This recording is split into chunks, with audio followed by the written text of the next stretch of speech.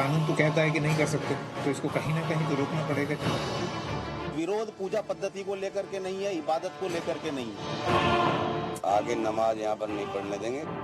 नमस्कार, मैं हूं सुरेश चौहान की और आप देख रहे हैं बिंदास बोल। बिंदास में आपके सामने हम मुद्दा लेकर आए सड़क पर नमाज की। और क्या ये लान जिहाद का भी एक नया रूप है? तमाम सवाल उठे। ये मुद्दा वैसे मीडिया में पिछले दिनों उठा था, लेकिन अब ये अलग रूप ले चुका है, क्योंकि अब हरियाणा सरकार ने गुरुग्राम के हर सेक्टर में मुसलमानों को नमाज पढ़ने के लिए जगह देने की बात कही है। आज ये जगह जब दी जाएगी, कल कहा जाएगा कि बारिश आएगी, परसों कहा जाएगा कि धूप ज्यादा है, शेड बनाने दो, शेड बनेगा, मस्जिद बनेगी, सरकारी जमीनों पर कब्जा होगा। देश के कई हिस्सों में ये पहले भी हो चुका है। क्या ये फॉर्मूला अब दिल्ली एनसीआर में किया जाने वाला है? क्या ये सही तरीका है? क्या धर्म के नाम पर जमीनों को हड़पना सही है? कई सवालों के साथ आज का ये बिंदास बोल आपके लिए अपनी अभिव्यक्ति का और एक मौका है। स्क्रीन पर चल रहे नंबरों पर कॉल करके आप अपनी बात को कह सकते हैं। इस पूरे विषय पर प्रत्यक्ष जमीन पर संघर्ष करने वाले कई कार्यकर्ता हमारे साथ स्टूडियो में थोड़ी देर में जुड़ेंगे, लेकिन उसके पहले मुद्दे पर नजर डालते हैं।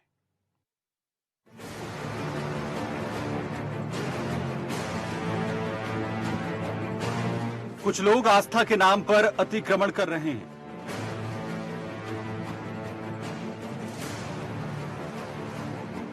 खुले में नमाज पढ़कर जमीन को हड़प रहे हैं। देश भर में कहीं मजार, मदरसे तो कहीं कब्रिस्तान के नाम पर जमीन कब्जाई जा रही है। ऐसे में कुछ हिंदू संगठनों ने विरोध किया। आगे नमाज यहाँ पर नहीं पढ़ने देंगे, यहाँ पर ही नहीं। अवैध नमाज हम कहीं भी नहीं पढ़ने देंगे पूरे जिले के अंदर। 30 अप्रैल को कुछ युवाओं ने गुरुग्राम में खुले में नमाज न पढ़ने की शिकायत की प्रशासन से।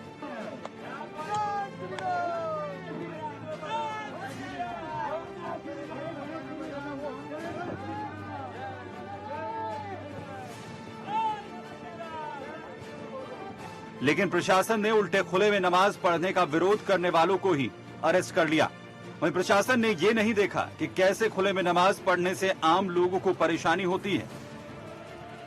इस्लाम का सीधा ताल्लुक है कि कोई भी इबादत, जिस इबादत की वजह से किसी इंसान को या किसी दूसरी चीज़ों को तकलीफ पहुंचेगी, उस इबादत की रूह खत्म हो जाती है। अगर मेरे नमाज पढ़ने से किसी इंसान को तकलीफ होती है तो मुझे वो जगह बदल लेनी चाहिए। कैसे खुले में नमाज पढ़ने के नाम पर जमीन कब्जाई गई है पूरे देश में।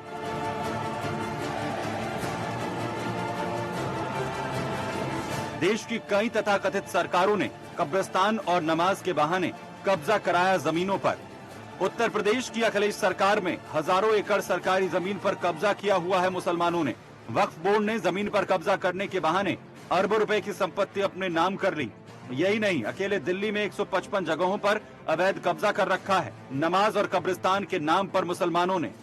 वहीं कुछ लोग कह रहे हैं कि नमाज के लिए लोगों को जगह की जरूरत तो होगी ही। ऐसे में सवाल उठ रहे हैं, अगर जमीन नहीं है तो फिर इतनी विस्फोटक जनसंख्या क्यों बढ़ा रहे हो लगातार? क्यों बढ़ती जनसंख्या को काबू नहीं कर रहे हो? दूसरे लोगों को क्यों परेशानी पैदा की जा रही है? क्या दूसरे लोगों का हक नहीं है जमीन और प्राकृतिक संसाधनों पर? क्या दूसरे लोगों की परेशानी आपको नहीं दिखती?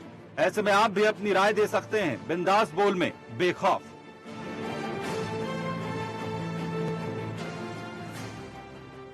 इस मुद्दे पर हमारे साथ चर्चा के लिए जो अतिथि मौजूद है उनके पास चलते हैं, स्वागत करते हैं। हमारे साथ यति नरसिंहानंद जी महाराज है। महाराज जी, आपका स्वागत है। महाराज जी के प्रेरणा से, आशीर्वाद से और समर्थन से इस आंदोलन में बड़े मात्रा में लोग जुड़े हुए। हमारे साथ विक्रम यादव जी हैं, सामाजिक कार्यकर्ता है। विजय यादव जी हैं, यात्रा के संयोजक भी थे और इस आंदोलन में जुड़े हुए। साथ ही हमारे साथ मुस्लिम विचारक डॉक्टर शमशुल हसन जी है। इन चार अतिथियों के साथ आप सब लोग मिलकर हम इस चर्चा को शुरू करते हैं कि आखिर ये मुद्दा है क्या। सबसे पहले सवाल जिनके ऊपर उठा है, उनके प्रतिनिधि के तौर पर यहाँ पर उपस्थित है शमशुल हसन जी, उनके पास चलते हैं। हसन जी, क्या कहेंगे? नहीं, मैं क्या कहूंगा, देखिए ऐसा है कि जैसे हम सुन रहे हैं और इसके पहले भी आपके चैनल से के माध्यम से मैंने बहुत कुछ कहा है और मेरी जो है वो लड़ाई भी हुई और तू तू मैं भी हुई है, लेकिन मैं ये पसंद नहीं करता कि टीवी पे तू तू मैं हो, इसलिए कि नेशनल चैनल है, इसकी आवाज जो है दूर दूर तक जाती है। जो इसका एक डेकोरम है वो बना रहना चाहिए। मैं ये कहना चाहता हूं कि कोई भी ऐसी जगह पर इबादत नहीं हो सकती जहां पर कि नाजायज कब्जा किया गया हो। हद ये है कि आपका कपड़ा अगर जो है आपने प्रेस करने के लिए दिया है और प्रेस वाले को आपने उसका मजदूरी नहीं दी है, तो आप उस कपड़े को पहन के भी नमाज नहीं पढ़ सकते। नमाज के लिए बड़ी रिस्ट्रिक्शंस हैं। फिर ये कुछ कटमुल्ले क्यों ऐसा कर रहे हैं? इसलिए कर रहे हैं कि उन्होंने सही इस्लाम को जो है अपनाया ही नहीं है, उनको बताया नहीं गया है कि मुसलमान क्या होता है और इस्लाम क्या होता है। खाली दाढ़ी रख करके मुसलमान हो जाना और है, इस्लाम को कबूल करने के बाद थोड़ा सा अपने को रेस्ट्रिक्ट करना, अपने को जो है अपने कैरेक्टर को संवारना, ये एक दूसरी चीज है। जो लोग कैरेक्टर को जो है संवारते हैं उनसे किसी को नुकसान नहीं पहुंचता, और जिनके यहाँ कैरेक्टर की कमजोरी होती है वो अपना भीड़ तंत्र को जमा करते हैं और उसके ऊपर रोब दाब के लिए बिल्कुल, मतलब जो मुसलमानों के नेता बनना चाहते हैं, जो भीड़ इकट्ठा करना चाहते हैं, जो दंगा फसाद करना चाहते हैं, वो लोगों को ऐसे सड़क पे ला रहे। मुमकिन है ऐसा लेके आए, लेकिन सड़क पर कभी भी नमाज नहीं पढ़ी जा सकती, कहीं भी हो। सड़क पे नमाज पढ़ना हम अपने लिए बिल्कुल गलत समझते हैं और हमारे यहाँ सब लोग गलत समझते हैं। कुरान क्या कहता है? देखिए, कुरान मजीद तो ये कहता है कि पाक जगह पे नमाज पढ़ो, सही जगह पे नमाज पढ़ो, जबरदस्ती कब्जा की हुई जगह ना हो जहां पे नमाज पढ़ो, और उससे किसी लोगों को परेशानी ना हो। लेकिन मेरे पीछे जो फोटो दिख रहे हैं ये तो परेशानी के फोटो हैं। हाँ है, ये बिल्कुल तो है, सड़क हमको भी जाम आपत्ति है इसके ऊपर, बल्कि रेलवे ट्रैक पर है, हमको तो इसको एयरपोर्ट पर आपत्ति भी है, हमारे ऊपर हम भी आपत्ति करते हैं कि ये कोई तरीका नहीं है। महाराज जी के पास चलते हैं। यति नरसिंहानंद जी महाराज, अब तो एक इस्लाम के जानकार ने कहा कि जो हो रहा है वो तो पूरा गलत है, तो फिर सरकारें क्यों फोकट में जमीन देने को उतावली हो रही है? देखिए, जो इन्होंने अभी भाई शमसुल जी ने जो किया है, कहा है, ये एक हिंदू को बहकाने का एक रास्ता है। कुछ मौलाना ऐसी बात करते हैं जो ये केवल बातें रहती हैं। अगर हम इस्लाम के इतिहास पर ध्यान दें तो सबसे पहली लड़ाई जिसने इस्लाम को इस धरती पर वो किया, बदर की लड़ाई थी जो अरब में हुई थी। बदर की लड़ाई में जो ये कह रहे हैं कि पाक जगह पर नमाज होगी, बदर की लड़ाई में मुसलमान जो बन गए थे मोहम्मद साहब के साथ, उन्होंने बहुत सारे अपने रिश्तेदारों को मारा था। एक भाई ने अपने भाई को मारा, चाचा ने भतीजे को मारा, पिता ने बेटे को मारा, बेटे ने बाप को मारा। इस तरह बदर की लड़ाई हुई थी, और बदर की लड़ाई के बाद वही नमाज पढ़ी गई थी जब सब सारे रिश्तेदार अपने मार दिए थे। इस्लाम को सबसे पहले समझना होगा हमें। हम हिंदुओं की सबसे बड़ी समस्या, हम एक मुद्दे पे चलते हैं ना जी। हसन जी, जो बात इन्होंने कही अगर वो सच भी है तो भी ज्यादातर लोग आपके बात का अनुकरण नहीं करते, इसलिए महाराज जी को सवाल उठाने का अधिकार मिलता है। देखिए, हर आदमी जो है वो एतराज करेगा। हम तो आज से नहीं 1400 साल पहले से एतराज कर रहे हैं। सबसे पहली गलती जो हुई थी वो यही हुई थी कि जो करबला की जो बैटल थी वो हिंदुओं के दरमियान नहीं थी, मुसलमान के दरमियान थी। और हुसैन जो आए थे, प्रॉफेट मोहम्मद के ग्रैंडसन थे, वो करबला में इसलिए पहुंचे थे कि जो इस्लाम जो प्योरिटी जहां है वो एक तरफ हो जाए, जो इम्प्योर हैं वो लोग एक तरफ हो जाए। ये लड़ाई वहां लड़ी इसका गई थी। मतलब आपका कहना है कि जो सड़क पर नमाज पढ़ रहे हैं वो शिया नहीं सुन्नी है? नहीं, मैं ये नहीं कहता। नहीं, शिया नहीं है, आपको कोई तो आपको डिस्क्रिप्शन करना पड़ेगा ना, इंटरप्रेट गलत कर क्योंकि रहे हैं। हसन जी को मतलब उनको क्या लगाना चाहिए मुझे पता नहीं, आपके पवित्र है, उनको मानने वाला ऐसा नहीं करता, ऐसा आप कहते हैं जी। वो तो शिया हुए। नहीं, हिंदू भी मानते हैं इमाम हुसैन नहीं, लेकिन को। शिया हुए। नहीं, हिंदू भी मानते हैं इमाम हुसैन को। मुझे तो नहीं ऐसा कोई हिंदू मिला। हम बता रहे हैं आपको, न जाने हाँ। जो है वो सुनिए। चलिए खैर, हिंदू मैं तो आपको बता पत्थरों रहा को भी हूं, मानता सुनिए, है, हिंदू वो- तो पत्थरों को भी सुनिए, पूछता मेरे है, आकार माथे को की भी पूछता है, सुर्खी पर निराकार को लगाओ, पूछता तिलक है। खून का चलिए धब्बा कोई बात नहीं नहीं। है। मैं विजय यादव जी के पास चलता हूं। विजय यादव जी, दो धर्म गुरु यहाँ पर है और दो आप लोग जमीन पर वहां पर संघर्ष कर रहे हैं। क्या वास्तविक स्थिति है आपके यहाँ पर? मैं आप दोनों से सुनना चाहूंगा। पहले विजय जी। देखिए, गुड़गांव के बारे में अगर बात करूं तो पहली बात तो गुड़गांव में मुसलमान नाम मात्र के कुछ हजारों की संख्या है, और लगभग 100 से ज्यादा जगहों पर, सड़कों पर, पार्कों में और ग्रीन बेल्ट में नमाज पढ़ी गई थी, जिसका विरोध हुआ था लगभग 40 दिन पहले। तो हमने प्रशासन से भी कई बार बात हुई, तो हमने यही विषय रखा था कि खुले में नमाज को बंद किया जाए, जैसा कि सीएम साहब ने भी इस बात को सराहाया था और कहा था कि नमाज सिर्फ ईदगाह और मस्जिदों के अंदर हो।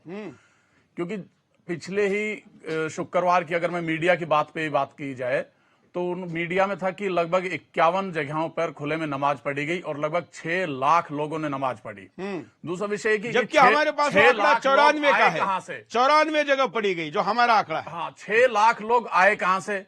इनकी जांच होनी चाहिए, क्योंकि जैसा आप बता रहे हो बिल्कुल ये जायज बात है। ये बाहर से लोग आ रहे हैं और ये जमीन जिहाद है। ये जमीन कब्जाते हैं, फिर वह मजार बनाते हैं, धीरे धीरे मस्जिद बनती है और फिर पूरी तरह से उस पर कब्जा कर लेते हैं। अभी मैं गुड़गांव के संदर्भ में बात बताऊं, मानेसर के नजदीक इसी तरह नमाज पढ़ी जा रही थी और वहां मजार बना दिया गया और उस national highway authority of India की जमीन है और उस पर कब्जा कर लिया गया। बिल्कुल। विक्रम जी, आप बताएं। जैसा डॉक्टर साहब ने कहा है कि इन लोगों को पहले इस्लाम की समझ होनी चाहिए। जैसे सभी लोगों ने कहा है कि ऐसी जगहों पे नमाज अदा नहीं करी जा सकती, विवादित जगह हो या जो साफ सुथरी जगह हो, नमाज कबूल नहीं होती। तो ये किसी न किसी तरीके से इन लोगों के मन में ये चीज है कि भाई हम अपना शक्ति प्रदर्शन करके यहाँ थोड़े दिन नमाज करके कुछ वहां पे अपना कोई ऐसी चीज बना के और उस जगह को अपना वहां पे अपना एक तरीके से कब्जा करें, ताकि ये चीजों की एक अपनी पहचान बढ़ाने के लिए सब चीजें हो रही हैं। क्योंकि गुड़गांव में कोई भी मुस्लिम मोहल्ला नहीं है, उसके बावजूद विजय जी तो कह रहे कुछ हजार लोग हैं, तो 6 लाख आए कहां से? हाँ, आए कहां से, वही सोचने वाली बात है। क्योंकि वहां पे कोई मुस्लिम मोहल्ला नहीं है, लेकिन ये कौन लोग हैं, क्या लोग हैं, कौन है, यही हमने प्रशासन से भी कहा कि भाई सबसे पहले इन लोगों की जांच करो और उसके बाद अगर कोई ये चीज ऐसी है तो हमारे पास इनकी जो मस्जिदें हैं वो काफी है, वहां पे नमाज पढ़े, सड़कों पे खुली जगह और सरकारी जगहों पे वहां पे नमाज ना पढ़े, क्योंकि वहां पे लोगों को दिक्कत होती है। और ये साफ तौर पे कहा गया कि भाई जहां पे लोगों को दिक्कत होती है वहां की गई नमाज कबूल नहीं होती। तो ये चीज मान लेनी चाहिए। तो हम वही चीज हम कह रहे हैं। और ये चीज इनके जो गुड़गांव की जो मस्जिद है वहां के इमाम ने भी बोली है साहब ये चीजें। हमारे हरियाणा के जो सीएम है मनोहर लाल जी, उन्होंने भी कहा। लेकिन मुझे ये कहना है कि अगर कुछ हजार ही लोग हैं और वहां मस्जिदें भी है, उनके अपने घर हैं, गुड़गांव जैसे जगह रहते संपन्न हैं, तो फिर एक पहला मुद्दा तो सड़क पे क्यों आए?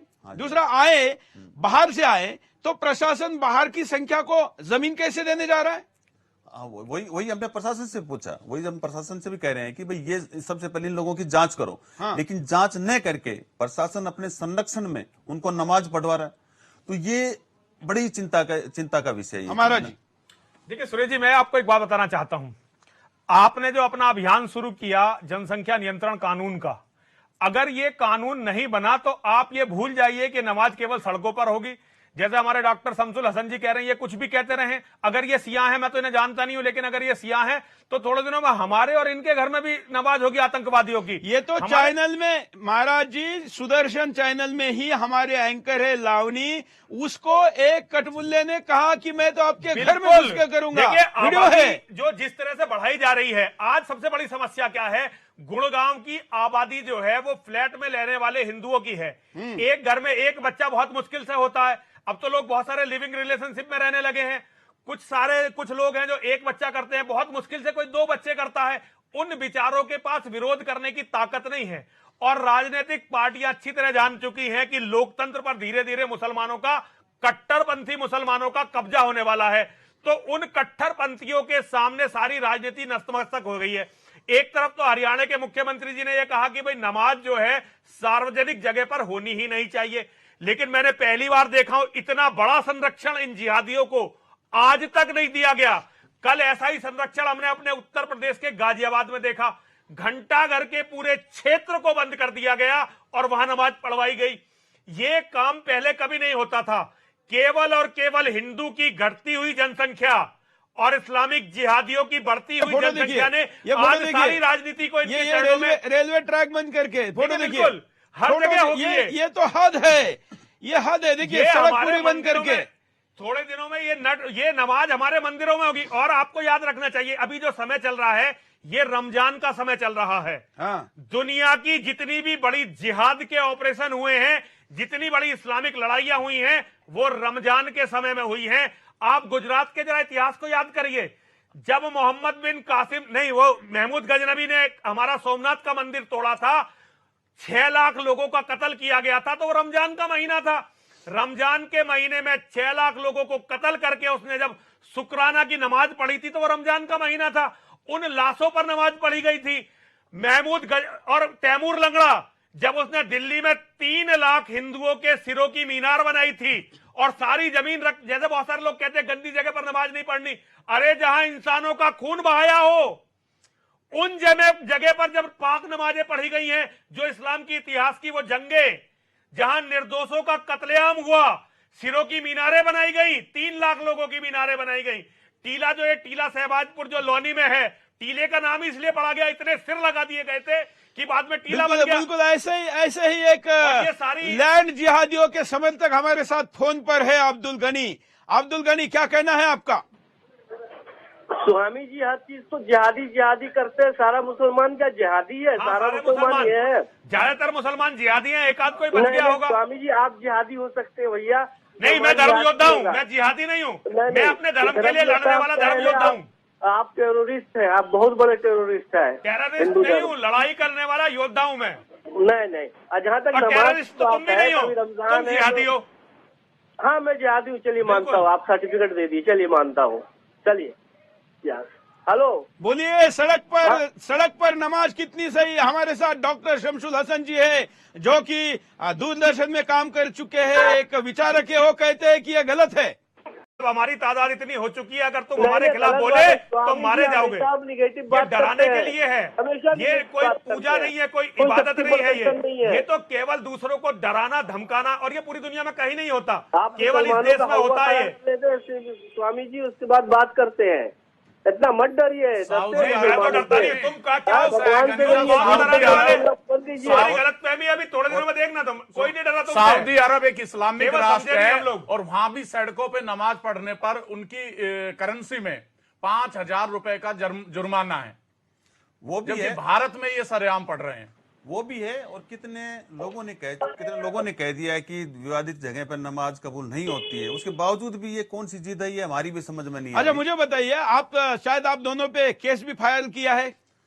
केस तो अभी नहीं, लेकिन वो पूछताछ की गई है, अभी केस नहीं हुआ। और भी जो लोग थे उनके पीछे पुलिस जो है उनके मैं चाहता हूं मैंने आज सवेरे ट्वीट भी किया है हरियाणा के मुख्यमंत्री को, और मैं पहला व्यक्ति उनका मैंने सार्वजनिक धन्यवाद दिया था जब उन्होंने ये कहा था कि खुले में नमाज नहीं हो सकती। लेकिन मुझे यह भी पता चला है कि कहीं वो यू टर्न लेने की स्थिति में है। हालांकि मैंने अभी तक उनका ऐसा कोई वीडियो या ऐसी कोई सार्वजनिक बयान नहीं देखा है। मैं मनोहर लाल खट्टर जी को आह्वान करता हूं आज के इस बिंदास बोल के शो से कि ऐसे कठमुल्लों के सामने डरने झुकने और अपना रुख बदलने की आवश्यकता नहीं। आपका रुख संवैधानिक है, नैतिक है, और शमसुल हसन जी के दृष्टिक्षेप में ये इस्लामिक भी है। और इसलिए किसी भी कीमत पर, किसी भी सेक्टर में, कहीं पर भी सार्वजनिक या सरकारी जमीन किसी को देने की आवश्यकता नहीं है। हमारे साथ आज कई लोग जुड़े हैं, लेकिन मैं कहूंगा कि आज जो कि 4 गेस्ट हमारे साथ हैं। फेसबुक लाइव पर अपनी कमेंट को करिए, ट्विटर पर भी लाइव चल रहा है, उस पर भी कमेंट करिए, और आपकी अभिव्यक्ति हम तक भेजिए, हम उसको आगे चलाएंगे। हम आगे बढ़ते हैं, महाराज जी के पास चलते हैं। महाराज जी, मैंने अभी विक्रम जी को थोड़ी देर पहले पूछा कि पैसे देकर खरीद कर मंदिर बन सकता है, तो पैसे लगाकर मुसलमान के पास तो बहुत पैसा है, खास करके धार्मिक काम के लिए। सुरेश जी, अभी थोड़े दिन और इनकी जनसंख्या थोड़ा बढ़ने दीजिए। आप समझे नहीं, अभी मतलब आप तो समझे हैं, लेकिन हिंदू इस्लाम को समझा नहीं। हम जहां रहते हैं, जब हमारे यहाँ बड़े बड़े हवेलियों के सामने, कोठियों के सामने से मुसलमान निकलते हैं, तो वो कहते हैं लाला बना ले, रहना तो इसमें हमें ही है। वो अब कुछ नहीं खरीदेंगे। इस्लाम ने आज तक बनाया क्या? जो शमसुल जी कह रहे हैं वो एक अलग कुछ बात हो सकती है, जिन पर अध्ययन की जरूरत है, लेकिन हम लोगों ने किले बनाए, हम लोगों ने फोकस करें, हम इस मुद्दे पे फोकस करें, मुद्दे पे बता रहा हूं, नमाज वाले मुद्दे पे। हाँ। सुरेश जी, एक छोटी सी बात, जो आपने कब्जे की बात कही ना, आज ताजमहल बनाया किसने, कब्जा किसका? लाल किला बनाया किसने, कब्जा किसका? सब जगह नमाजें पढ़ी जाएंगी, हमारे घरों में नमाजें होनी है, तो कब्जा कुछ नहीं खरीदेंगे वो। उन्हें कुछ खरीदने की जरूरत इसलिए नहीं है कि खरीदने की, बनाने के लिए तो हम जैसे मूर्ख हैं। हम कोठियां बनाएंगे, बच्चे पैदा नहीं करेंगे। हम बड़े बड़े मंदिर बनाएंगे, बच्चे पैदा नहीं करेंगे। साधु कहीं से बनेगा नहीं, लड़ने के लिए कोई आएगा नहीं। आर्मी थोड़े दिनों में अपने आप उनकी हो जानी है। सब कुछ जनसंख्या के कारण है। जो जनसंख्या जिसकी ज्यादा रहे, जर, जोरू और जमीन कभी कमजोर की नहीं होती। जर धन, जोरू औरत और जमीन, लैंड जिहाद, ये केवल हम लोग पैदा करेंगे और ये लोग छीन लेंगे। इसी का नाम वो इस्लाम है जो मानवता ने आज तक देखा है। जो डॉक्टर शमसुल हसन का इस्लाम है, ये केवल किताबों में रह गया। असली इस्लाम पूरी दुनिया में कत्लो गारत होते रहे, शमसुल हसन जी, जहां पर हिंदू खत्म हो गया, पाकिस्तान में पहले हिंदू को मारा गया, हिंदू खत्म हो गया, तो अब आपके शिया को मारा जा रहा है सारी दुनिया में। ऐसा है कि शिया तो हर तरफ से मारे जा रहे हैं, और उनको डर नहीं है, इसलिए नहीं डर है कि वो कुर्बानी देने के लिए तैयार है। मुद्दा वो नहीं है, मुद्दा मारे जा रहे हैं कि नहीं? नहीं, मारे जा रहे हैं, हर जगह मारे जा रहे हैं। तो क्या मतलब क्या पाकिस्तान में नहीं मारे जा रहे हैं? क्या सऊदी अरब में नहीं मारे जा रहे हैं? क्या इराक में नहीं मारे जा रहे हैं? सब जगह। क्या सीरिया में नहीं मारे जा रहे हैं? और क्या इसराइल में नहीं मारे जा रहे हैं? शिया होना ही एक जुर्म है, आज से नहीं 1400 बरस से जुर्म है। क्या आप शिया क्यों हैं? तो जितने भी शिया हैं वो तो मारे जा रहे हैं।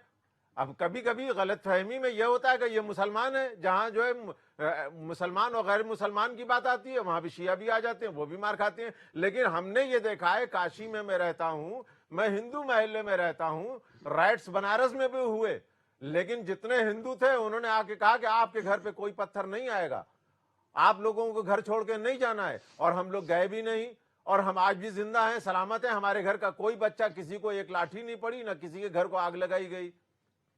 बिल्कुल। तो आप अपने कैरेक्टर को दिखाइए कि आप कैसे कैरेक्टर वाले बिल्कुल। हैं। मुझे लगता है कि हिंदुस्तान में ये समझने की भी बारी है कि मुसलमान में भी सिया को और सुन्नी को अलग नजरिए से भी देखने की आवश्यकता है। हालांकि हिंदू ये तब कर पाएगा जब सिया अपने आप को सुन्नी से अलग करेगा। जैसे आप एकदम पक्का स्टैंड लेके कह रहे हैं कि नहीं ये गलत है, ऐसा करना पड़ेगा। जो अपने आप को अच्छा या राष्ट्रवादी मुसलमान कहते हैं उसको भी ये करना पड़ेगा। जब ऐसे लोग अलग होंगे तभी जाकर इस शक्ति को हम विरोध कर सकते हैं। हमारे साथ कॉलर जुड़े, उनके पास चलते हैं। जय हिंद। नमस्ते सुरेश जी। बोलिए। उत्तम बोल रहा हूँ मैं हरिद्वार से। हाँ। अभी किसी को भी शक हो, 3 साल पहले जो देहरादून से मसूरी गया हो, उस रास्ते पे दोबारा एक बार जाए। 5 नए कब्रिस्तान बन गए हैं, सिर्फ नमाज ही नहीं, कब्रिस्तानों के माध्यम से भी एक तरीके से कितने मुसलमान बढ़ गए भैया मसूरी में कि 5 नए कब्रिस्तान इन्हें बनाने पड़े। पहली चीज। दूसरा, जो ये हमारे साथ जुड़ा है गनी, हम इससे सवाल करना चाहते हैं कि आज आप गुरुग्राम के हर सेक्टर में नमाज के लिए जगह मांग रहे हो। कल अगर किसी घर में एक मुसलमान किराएदार है तो वो कहेगा इस घर में एक कमरा स्पेशली हमें दिया जाए, इस घर में भी हम नमाज पढ़ेंगे क्योंकि चूंकि हम यहाँ रहते हैं, हमारी इबादत है। और अगर इसी सिद्धांत को हिंदू ने अपना लिया तो जिस दिन 130 करोड़ हिंदू एक साथ में सड़क पे जमीन पे उतर जाएगा, भाई आज हमारी नवरात्रि, आज हम पूजा करेंगे, तो मेरे हिसाब से एक आदमी को तो कदम रखने की जगह नहीं मिलेगी उस दिन, तो पूरी दुनिया चौक हो जाएगी, भर जाएगी। तो क्या इस चीज के लिए लोग तैयार हैं कि हिंदू भी एग्जैक्टली इन्हीं की तरह प्रत्युत्तर दे? गनी बोलिए। शायद अब्दुल गनी हमारे साथ नहीं है, हम अगले कॉलर के पास भी चलते हैं। लेकिन एक और सवाल, क्योंकि हसन जी आप ही हमारे साथ है इस वक्त, इसलिए आपसे बात करते हैं। ये जो कब्रिस्तान वाला मामला है, ये भी समझ में नहीं आ रहा है, कितने कब्रिस्तान चाहिए आखिर? देखिए, कब्रिस्तान की बात यह है कि इंसान को जब मरना है, मरने के बाद दफन होना है। अब आप जो है वो चाहे वो जमीन हथियाने की बात हो चाहे नहीं हो, हमेशा यही हुआ है कि जहां भी है नहीं, लेकिन कई देशों में कब्रिस्तान रिसाइकल होते हैं, कुछ सालों बाद वहां पर दूसरी डाली जाती है, कई जगह पर एक दूसरे के ऊपर भी रखा जाता है। बिल्कुल सही है। तो यह हमारे यहाँ क्यों नहीं हो सकता? होना चाहिए, लेकिन नहीं हो रहा है। नहीं हो रहा है तो ये हमारी हुकूमत की कमजोरी है या हमारे अपनी कम्युनिटी की है? ये सबसे बड़ी बात आपने कही हसन जी, महाराज जी, यह सबसे बड़ी बात है कि सरकार की कमजोरी, हुकूमत की कमजोरी है। बिल्कुल हुकूमत की कमजोरी है। बिल्कुल। अगर ये खुद स्वीकारते हैं, कई देशों में है, तो यहाँ क्यों नहीं हो सकता? हो सकता है, बिल्कुल होना चाहिए। बल्कि कई जगह तो मंदिरों की जगह गाय गोचर भूमि को खोल के दे दिया है। और खास करके उत्तर प्रदेश में जब आजम खान का रास्ता, तो यह हुआ है। महाराज जी देखिए, ये आपको हमारे यहाँ आके देखना चाहिए। डासना जहां का मैं रहने वाला हूं, हमारे यहाँ बहुत सारी ऐसी जगह थी जो हिंदुओं की थी, बहुत बुरी तरह कब्जा ली गई और वहां कब्रिस्तान बना दिए गए। हिंदुओं का बच्चा शमशान कब्जा लिया गया। जो जहां हिंदू कम हो रहा है वहां से हर चीज कब्जाई जा रही है, हर चीज पे लैंड जिहाद हो रहा है। और जहां मुसलमान बढ़ रहे हैं, मुसलमान तो हर जगह बढ़ रहे हैं खैर, लेकिन वहां जहां मुसलमानों की जनसंख्या बढ़ रही है, हिंदुओं को किसी भी तरह से जीवित रहने के रास्ते भी नहीं निकल रहे। शास्त्री नगर है मेरठ का, आप अभी पता कर सकते हैं। पहले शास्त्री नगर को मेरठ में उन लोगों ने बसाया था, उन हिंदुओं ने जो शहर के अंदर रहते थे, लेकिन जैसे ही मुस्लिमों की जनसंख्या बढ़ी, उनकी बेटियों पे अटैक होने लगे, उनकी इज्जत पे अटैक होने लगे, उन लोगों को परेशानी होने लगी, तो उन्होंने कहा भाई हम यहां नहीं रहेंगे। शुरू की 2-4 मकान तो बड़ी महंगी कीमत पे बिके, लेकिन बाद की सारी उनकी हवेलियां जिनकी कीमत करोड़ों में होनी चाहिए थी, वो फ्री में मुसलमानों ने कब्जा ली। उसके बाद उन लोगों ने शास्त्री नगर बसा लिया, गंगानगर बसा लिया, ऐसे बाहर की कॉलोनियां बसा ली। धीरे धीरे क्या हुआ कि एक दो मकान मुसलमानों ने वहां खरीद लिए, और जहां एक दो मुसलमानों ने मकान खरीदे, उसके बाद हिंदू उन कॉलोनियों को छोड़कर भागने लगा। अभी आपने देखा होगा जम्मू कश्मीर का जो कठुआ कांड है वो भी कुछ और नहीं है, केवल लैंड जिहाद है। वहां लाश मार के बच्ची की फेंकी गई, और वहां वे लोग जो कत्था के व्यापार में बहुत बड़ा हस्ताक्षर थे, उन व्यापारियों को जानबूझ के फंसा दिया गया ताकि वो लोग वहां से छोड़ के भागे। और अभी आप पता कर लीजिए, जम्मू के अंदर हिंदू की प्रॉपर्टियों की कीमत लगभग 50% घट गई है। तो ये सारी चीजें एक समस्या से जुड़ी हुई हैं, जिसकी तरफ जैसे हमारे डॉक्टर शमसुल जी ने कहा, मैं इनकी बात से बिल्कुल सहमत हूं। हुकूमत अर्थात सरकारों की कमजोरी हम हिंदुओं के लिए जहर बन गई है। सबसे पहला काम, जनसंख्या नियंत्रण के लिए कठोरतम कानून होना चाहिए। यदि ये कानून नहीं बना तो ये जो सरकारों का, जो आपको ये सरकारों की मेहरबानी से जो भीड़ दिखाई दे रही है, थोड़े दिनों में ये ऐसा विनाश लाएंगी कि हमारी राजनीति का जो बच्चा है ना, विकास, ये हमारे सारे नेताओं का लाडला बच्चा है, क्योंकि विकास से ही उनकी कोठियां बनी, विकास से ही उनके बड़े बड़े फैक्ट्रियां बनी है। तो ये विकास नाम के बच्चे की ऐसी हत्या होगी कि इसकी लाश पे भी कोई रोने वाला नहीं बचेगा।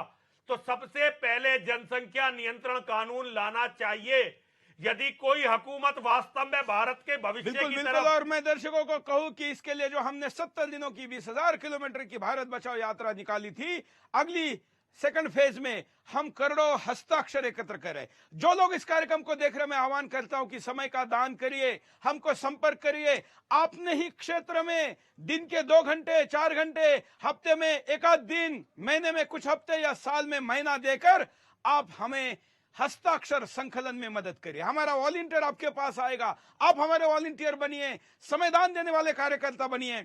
सब मिलकर इस देश की सरकार को 10 करोड़ हस्ताक्षर देने हैं, और मानसून सत्र शुरू होगा उसके पहले इसको एकत्र करके भारत के सांसदों को बताना है कि आपके क्षेत्र से आप विजयी होने और पराजित होने के निर्णय लायक हस्ताक्षर आए हुए हैं। राजनेता को उसकी भाषा में समझाना पड़ेगा, तब वो समझेगा। और इस अभियान में जुड़ने के लिए मैं देश के तमाम लोगों का आह्वान करता हूं, समयदान देने का आह्वान करता हूं, जो लोग विदेश में रहते हैं। मित्रों, भारत के भूमि को बचाने के लिए सावरकर हो, बाबा साहब अंबेडकर हो, या शांति प्रिय काम करने वाले भी लोग हो, उन्होंने भी विदेश के भूमि का उपयोग किया है।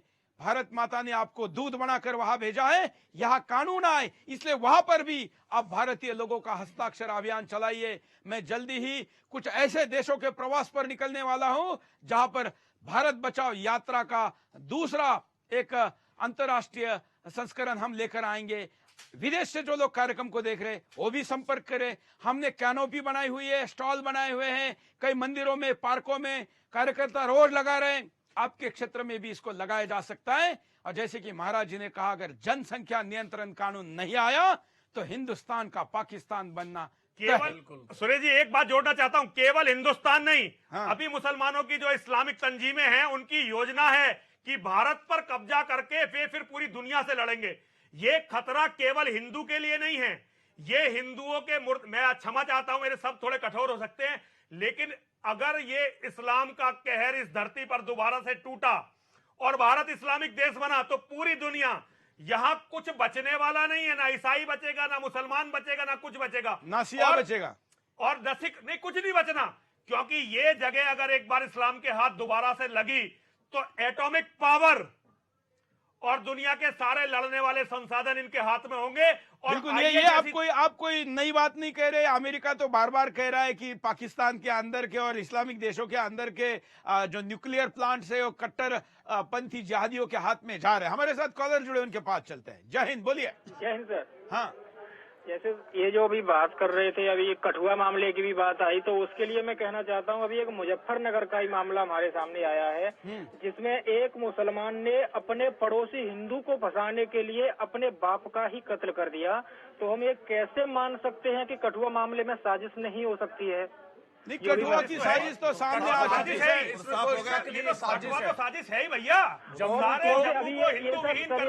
बड़ी साजिश है कठुआ। सर, मुजफ्फरनगर का ही मामला है जहाँ पे एक मुसलमान ने अपने पिता की हत्या कर दी ताकि वो अपने पड़ोसी को फंसा सके। तो इनकी तो अब बात आ रही है रही बात लैंड जिहाद की, तो मेरठ का ही मामला भी महाराज जी बता रहे थे। गुरुग्राम में तो हम वहाँ गए भी थे, तो वहाँ स्थिति है एक जगह नहीं कई जगह की ये स्थिति है। छोटी छोटी जगह पर 10-10 की संख्या में ये लोग नमाज पढ़ना शुरू करते हैं और उसके बाद वहाँ पर कभी मकबरा बनेगा तो कभी कुछ बनेगा, उसके आधार पर उस पर कब्जा करना शुरू कर लेते हैं। और फिर उसके बाद अगर पुलिस भी उसको हटाने के लिए जाती है तो उस पर पथराव शुरू कर दिया जाता है। पुलिस संरक्षण दे रही है इस समय। अब इतनी कमजोर सरकारें हैं कि पुलिस अब संरक्षण दे रही है इन्हें कि भाई कोई इन्हें पत्थर ना मार दे। अभी वही हुआ ये नरेला में, जहाँ एक मस्जिद बनी हुई है तो वहाँ पे कोर्ट ऑर्डर दे चुका है उसको तोड़ने के लिए, लेकिन पुलिस की हिम्मत नहीं पड़ पा रही है कि उसको तोड़वा सके, जबकि ऊपर से न्यायालय हमने नरेला का मुद्दा उठाया तो जो कारपोरेशन है उन्होंने तो अपना बुलडोजर भेज दिया, लेकिन पुलिस वाला गायब रहा, तो आया ही नहीं। तो जो बुलडोजर का जेसीबी का जो ड्राइवर था उसने कहा भाई मैं साहस नहीं कर सकता। इतना सरकारी सिस्टम में तालमेल का अभाव है। हमारे साथ विक्रम जी हैं। विक्रम जी अब आगे क्या? सुरेश जी, जैसे स्वामी जी ने कहा है, मेवात के अंदर हिंदुओं के जो मंदिर है उनके ऊपर कब्जा कर लिया गया है, शमशान भूमियां हैं उनके ऊपर कब्जा कर लिया गया है, कोई भी वो अपना सामाजिक फंक्शन नहीं कर पाते इस कारण से, तो लोग वहां से पलायन कर रहे हैं। तो ये गुड़गांव में भी यही हो रहा है कि जगह जगह अपनी मुस्लिम बस्तियां यहाँ पे बसाने की कोशिश कर रहे हैं और यही एक शक्ति प्रदर्शन ये दिखा रहे हैं। और इसी तरीके से लोग, ताकि यहाँ से भी पलायन शुरू हो जाए, क्योंकि हिंदुओं में हमने देखा है कि जहां पे भी ऐसी चीजें जब शुरू होती है तो हिंदू वहां से पलायन करता है। तो ये इसमें सीधा सा साफ नजर आता है कि यहाँ पे भी मुस्लिम बस्तियां बसा के इसका भी, क्योंकि ये हिंदू बहुल क्षेत्र है और इसकी डेमोग्राफी चेंज करने के लिए ये सब हो रहा है। हमारे साथ अब्दुल गनी है। अब्दुल गनी, आप मुझे बताइए मेवात के इस घटनाओं का निषेध करेंगे कि नहीं? देखिए, मैंने कहा ना आपको चौहान के साहब, जहाँ तक नमाज की बात है तो एहतियात करना चाहिए कि दूसरों को तकलीफ ना हो खुले में नमाज। अरे भाई, मंदिरों में कब्जे की बात बता रहे विक्रम जी। झूठ बात है, झूठ बात है। मंदिरों में कोई कब्जा की बात नहीं है। अगर ये बात सच है, मंदिरों पे कब्जा हुआ है, प्रूफ है हमारे पास, सारे हमारे पास तथ्य हैं सारी चीजों के। अब्दुल गनी बताओ कब चलना है? विक्रम जी आपको लेके जाएंगे, विजय जी लेके जाएंगे, कब जाना है बताओ? यहाँ से 20 किलोमीटर दूर दिखा दूंगा ना, ये बात तो छोड़िए। नहीं, एक मिनट, हम आज कैमरे पर लाइव टेलीकास्ट में अब्दुल गनी वचन दे दे कि इन लोगों के साथ, कैमरे के साथ जाएंगे और वहां पर अगर ऐसा है तो उसका विरोध करिए। बोलिए। बिल्कुल मैं तैयार हो गया। कब? जब भी बोले। कल? चलिए, आप दोनों को कल पॉसिबल है? मैं छोटा सा उदाहरण, एक मिनट, अभी तय करते हैं। यह हिस्टोरिकल क्लिप है। कल आपके साथ अब्दुल गनी, सुदर्शन की टीम और आप लोग चलिए। कल 12 बजे गुड़गांव में अब्दुल गनी को हमारी टीम लेके पहुंचेगी। जहां आप ये दिखाना चाहता है दिखाइए, ये सब हम सुदर्शन पे दिखाइए और उसके बाद बताएंगे कि सच्चाई क्या है। हम चलेंगे, बिल्कुल चलेंगे। ठीक है, हम अपने आप अब्दुल गनी पीछे मत हटना, आप पीछे मत हटना। बिल्कुल नहीं। ठीक है, विजय जी कुछ बोल रहे थे। मैं ये कहता, ये वास्तव में लैंड जिहाद है। मानेसर में एक प्राइवेट कंपनी है, उसमें पूरे मुस्लिम वर्कर है, पर वो कंपनी के अंदर नमाज ना पढ़ के सड़कों पे पढ़ते हैं। क्या नाम है कंपनी का? हमदर्द कंपनी है। सुना है हमदर्द में तो कोई हिंदू है ही नहीं। लगभग 5000 उसमें कर्मचारी और अधिकारी हैं और वो सारे नमाज बाहर आके पढ़ते हैं। एक औद्योगिक शमशुल हसन जी, ब्लॉक कर देते हैं। डॉक्टर शमशुल हसन जी, क्या कोई कंपनी 100% केवल मुसलमानों के साथ चलाना ठीक है? देखिए, ऐसा है कि ये खाली मुसलमानों के साथ नहीं, जो एक्सपर्ट रखता है, अगर मान लीजिए आपके पास ज्यादा अच्छी सलाहियत है और आपको हटा करके कोई दूसरे आदमी को जो है वो एम्प्लॉयमेंट देना, ये एक गलत बात है। चौकीदार से लेके और गलत बात है, तक सब मुस्लिम। ये बहुत पर्सनल है, ये सरकारी तो नहीं है, ये पर्सनल है। अपना पर्सनल मामलात में आप न जाइए, इसलिए कि बात बहुत आगे तक बढ़ जाएगी। तो इसमें जो है आप अच्छा नहीं है, मुनासिब नहीं है कि हमारी कंपनी। देखिए, एक मिनट सुनिए, लेकिन हमदर्द खरीदने वाले तो हिंदू है, हमदर्द खरीदता तो हिंदू है। नहीं, हम बिल्कुल असल में रूह अफ़ज़ा, नहीं, रूह अफ़ज़ा की बात नहीं है। न जाने देश बटा था तब ये ऐतिहासिक गलती हुई, इसे हिंदू राष्ट्र घोषित करना था। अगर ये गद्दारी उस समय के तत्कालीन नेताओं ने नहीं करी होती तो हमें आज ये भुगतना नहीं पड़ता। लेकिन नेताओं की गद्दारी जब उस समय हुई तो आज हम भुगत रहे हैं। आज जो गद्दारी होगी उसे हमारे बच्चे भुगतेंगे और फिर ये नस्ल खत्म होगी हिंदुओं की। मैं एक और बात कहना चाहूंगा हमदर्द कि का जो है वो गुड़गांव इसलिए में नहीं जो बनाया 6 गया लाख था मुसलमान जो कि नमाज खाली पढ़ रहे उसके खुले अंदर में, मुसलमान आए उनकी या मुसलमानों को नागरिकता की फायदा भी हो। जांच हो, क्योंकि वो बांग्लादेशी और रोहिंग्याज हैं। क्योंकि गुड़गांव में कुछ हजार मुसलमानों की संख्या, इससे ज्यादा नहीं है, और जो 6-6 लाख की संख्या में सड़कों पे आके नमाज पढ़ रहे हैं वो कहीं ना कहीं भारत के भी नागरिक नहीं है। बिल्कुल, और खास करके जब ऐसे शक्ति प्रदर्शन के साथ होने वाले बाहरी लोगों के प्रदर्शन को देखकर मैं कहूंगा डर कर अगर गुड़गांव प्रशासन ये कदम उठा रही है तो ये हिंदुस्तान के साथ भी दगा है। उनको कानून की रक्षा करने का जो शपथ ली हुई है, वहां की पुलिस ने, प्रशासन ने जो शपथ ली हुई है कि कानून की रक्षा करेंगे, ये कानून को हाथ में लेकर देश को बेचने का काम कर रही है। रोहिंग्याओं के टैक्स से पुलिस की सैलरी जाती है, बिल्कुल, और जबकि सुरक्षा और रोहिंग्याओं को दी जा रही है, नमाज पढ़वाई जा रही है, और वो भी ऐसे समय में जबकि राष्ट्रवादी सरकारें हैं। उस समय में प्रशासन जो ये चूक कर रहा है, इसलिए मैं बार बार कहता हूं मनोहर लाल खट्टर जी, आपको आपका दम दिखाने की आवश्यकता है। आपकी ईमानदारी तो लोग देख रहे हैं, लेकिन आप मनोहर लाल खट्टर जी दम भी दिखा सकते हैं, ये भी जरा दिखाइए। गुड़गांव एक आर्थिक शहर है, पूरी तरह से एमएनसीज और आईटी हब है, तो वहां विशेष ध्यान देने की जरूरत है। क्योंकि हो सकता है विजय जी, हो सकता है करने की साजिश है। विजय जी, मुझे ये भी डाउट है, अभी आपने जो कहा इसके बाद मुझे ऐसा लगता है कि ये नमाज वाला मसला वहां पर थोड़ा तुल देने के बाद हो सकता है कई मल्टीनेशनल कंपनियां वहां से भाग पलायन करेगी, इसमें कोई शक नहीं। ये भी एक कहे कि इसका जरिया होगा, बिल्कुल होगा, क्योंकि आज अगर हम वहां लगभग 350 फॉर्च्यून 500 कंपनियों के ऑफिस हैं, और आईटी कंपनियों के अमेरिका और यूरोप से सारे ऑफिस है, तो और हरियाणा को लगभग 70% रिवेन्यू गुड़गांव से जाता है। तो ये एक साजिश के तहत किया जा रहा है कि वो अब यहां से जो बड़ी बड़ी ऑटोमोबाइल कंपनियां, आईटी कंपनियां, शायद वो पलायन करेगी। बिल्कुल, चलिए आखिरी प्रतिक्रिया मैं चारों से लेना चाहूंगा। शुरुआत करते शमसुल जी से। शमसुल जी, अब आगे क्या? देखिए, आगे यह है कि बहुत कॉशियस होना पड़ेगा गवर्नमेंट को भी और वहां के लोगों को भी, जो मल्टीनेशनल कंपनीज हैं उनको भी। इसलिए कि ऐसा नहीं है कि मल्टीनेशनल कंपनीज में जो है वो खाली एक सेक्ट के लोग हैं, हर सेक्ट के लोग हैं, हर तरह के लोग जा रहे हैं, गरीब भी जा रहे हैं, अमीर भी जा रहे हैं, हिंदू भी जा रहे हैं, मुसलमान भी जा रहे हैं। और ये जो है वो इन्होंने जो बात कही है उससे इत्तेफाक मैं भी करता हूँ। ये इंटरनेशनल साजिश है, नेशनल साजिश नहीं है कि गुड़गांव जो है एक हब बन चुका है, एक बहुत सी, तो उन मल्टीनेशनल कंपनीज को वहां से निकालो और कहीं निकाल करके कहीं दूसरी जगह वहां डिस्टर्बेंस पैदा करो, और पैदा करने के बाद फिर एक तरीके का खौफ पैदा करो। जो अभी बेखौफ हो करके वहां सारे बच्चे जाते थे, जवान लड़के हैं, हमारे यूथ्स हैं, हिंदुस्तान के यूथ्स हैं, वो हमारा फ्यूचर उनके ऊपर है। लिहाजा ये कि ये चीज साजिश से बचना चाहिए और इसको ज्यादा से ज्यादा जो है वो कम्युनल हार्मनी के साथ देखना चाहिए। इसको जो है इस तरह से न देखना चाहिए, और जो इसके अंदर इस पहलू नुकसान को पहुंचा रहा है उसको सजा देनी चाहिए। इस पहलू को भी देखना चाहिए। विक्रम जी। सुरेश जी, हमारा ये आंदोलन है और हम जब तक नहीं रुकेंगे जब तक नमाज खुले में बंद ना हो और इन लोगों की पहचान नहीं हो, क्योंकि इससे सुरक्षा, एकता और अखंडता तीनों चीजों का खतरा है। और गुड़गांव में बहुत सी कंपनियों, बहुत सी देशों की नजर है, और जब यहाँ पे ऐसा माहौल होगा तो यहाँ पे निवेश भी रुकेगा और प्रोग्रेस भी रुकेगी। गुड़गांव को भी ये तोड़ने का भी षड्यंत्र हो सकता है। महाराज जी।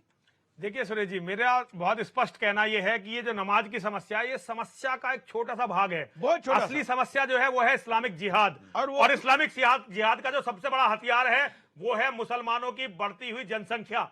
अगर जनसंख्या कंट्रोल नहीं हुई, या तो मुसलमानों की जनसंख्या कंट्रोल हो या हिंदू भी इन्हीं तरह से जनसंख्या को बढ़ाए, इसके सिवा कोई रास्ता नहीं है। जनसंख्या कंट्रोल नहीं हुई तो सुरेश जी वो दिन भी दूर नहीं है कि एक दिन हर जगह, हर मंदिर में नमाज पढ़ी जाएगी, हमारे हर ऑफिस में नमाज पढ़ी जाएगी, सब कुछ बर्बाद होगा।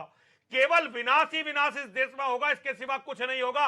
एकमात्र रास्ता कि हिंदू की जनसंख्या बढ़े, जनसंख्या का अनुपात, और उसके दो रास्ते, या तो जनसंख्या नियंत्रण कानून या फिर किसी भी तरह से हिंदू अपनी जनसंख्या बढ़ाए, और कोई रास्ता नहीं है। अब्दुल गनी हमारे साथ है।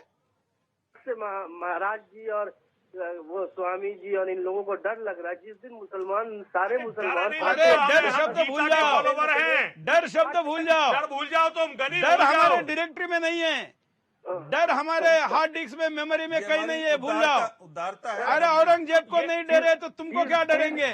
अरे सब छोड़िए। औरंगजेब को नहीं डरे तो तुमको क्या डरेंगे? इसका मतलब फैला रहे हैं आप। स्वामी जी, जिस दिन हिंदुस्तान का मुसलमान 100% नमाज पढ़ने लगे तो उस दिन आप लोग को तो हार्ट अटैक हो जाएगा। अरे गलत फहमी में तुम, जिस दिन मेरे साथ 10-20 हिंदू भी लड़ने के लिए तैयार हो गए, तुम छोड़ कर भागोगे। तुम जैसे जिहादी भागेंगे छोड़ के इस देश को, और भागने को। और एक बात समझ लो, मुसलमान जब मुसीबत में आता है तो कोई इस्लामिक राष्ट्र से शरण नहीं देता। हिंदू दुश्मन है, देश दुश्मन है। जो सीरिया में और जो इराक के मुसलमान थे, किसी मुसलमान देश ने उन्हें शरण नहीं दी, दूसरे लोगों को शरण देनी पड़ती है। भैया तुम समस्या हो। चलो अब्दुल गनी, जरा अब्दुल गनी, ये बहस या चर्चा, ये अभियान आपको भगाने के लिए नहीं, सुधारने के लिए। सुधर जाओ विजय जी। हाँ, मैं ये कहना चाहता कि गुड़गांव में जो हर शुक्रवार को लाखों की संख्या में जो मुसलमान आ रहे हैं नमाज पढ़ने के लिए, हम इस मूवमेंट के बारे में आगे बताना चाह रहा हूं कि कल हमने, विक्रम जी ने और वहां के कई लोगों ने खून से पत्र लिखकर सीएम साहब के नाम पत्र लिखा है। दूसरा, अगर ये लास्ट है, अगर अभी भी नहीं माने तो मजबूरन हमें भी सड़कों पे उतरकर उनको भगाना पड़ेगा, क्योंकि प्रशासन ने कहा है कि लॉ एंड ऑर्डर देखना हमारा काम है, पर वो लॉ एंड ऑर्डर की आड़ में अब पुलिस संरक्षण में नमाज पढ़वा रहे हैं। तो एक नागरिक, भारतीय नागरिक होने के नाते, एक जागरूक नागरिक होने के नाते हमारा भी दायित्व है कि लॉ एंड ऑर्डर को मेंटेन करें। बिल्कुल। चलिए, मैं आप चारों का आभारी हूं, अपने अपने मुद्दे रखे। मैं दर्शकों का भी आभारी हूं, सोशल मीडिया में हमारे साथ देख रहे लाइव जुड़ने वाले लोगों का भी आभारी हूं। यह चर्चा एक एपिसोड, एक कार्यक्रम तक सीमित ना रहकर तब तक चलानी चाहिए जब तक ऐसे चित्र सड़क से 100% बंद ना हो जाए। हमारे साथ कई मुस्लिम नेताओं ने और धर्मगुरुओं ने इस बात को स्वीकारा है कि ये लैंड जिहाद इसको नहीं करना चाहिए। मैं आशा करता हूं कि इस देश का बाकी मुसलमान भी इसके विरोध में खड़ा होकर अपनी आवाज बुलंद करे। और मैं कार्यक्रम के आखिर में दोबारा इसलिए मनोहर लाल खट्टर जी, हरियाणा के मुख्यमंत्री को अपील कर रहा हूं, क्योंकि ये पूरा मसला वहां से शुरू हुआ है और खत्म वही होना चाहिए, नहीं तो दूसरे राज्यों में भी उसका अनुकरण होगा। इसलिए आपने ईमानदारी दिखाई 4 साल में, अब दम दिखाई। आज के लिए इतना ही। जय हिंद। नमाज पढ़ने से किसी इंसान को तकलीफ होती है तो मुझे वो जगह बदल लेनी चाहिए। कानून तो कहता है कि नहीं कर सकते, तो इसको कहीं ना कहीं तो रोकना पड़ेगा।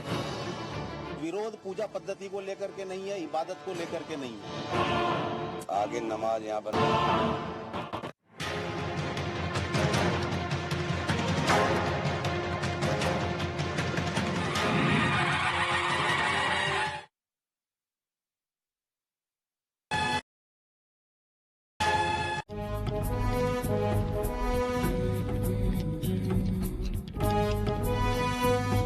विकास के प्रवाह में छत्तीसगढ़